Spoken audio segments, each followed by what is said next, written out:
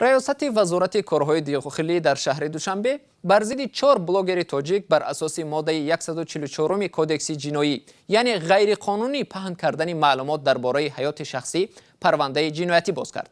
این بلاگران به آن متهم می شوند که در صحیفه اولاد مدیا در شبکه اجتماعی یوتیوب نوار 20 دقیقگی را درباره نرخ خدمات زنان تنفروش در شهر دوشنبه ثبت و نشر کردند.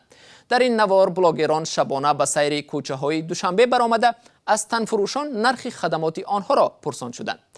در نوارها روی زنان پوشانیده شده است و هویت آنها مشخص نیست. در حالی که مقامات بلاگران تاجیک را با پهن کردن غیرقانونی معلومات شخصی ابدار می‌کنند، رستم گولوف بلاگنویسی فعال تاجیک میگوید باز کردن پرونده نسبت این جوانان نقض آزادی بیان است.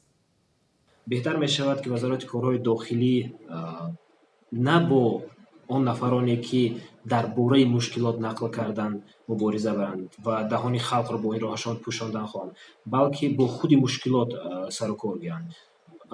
مشکلات فاحشگی در تاجیکستان چخیلی که این نوار آن 4 جوان نشان داد، مشکلات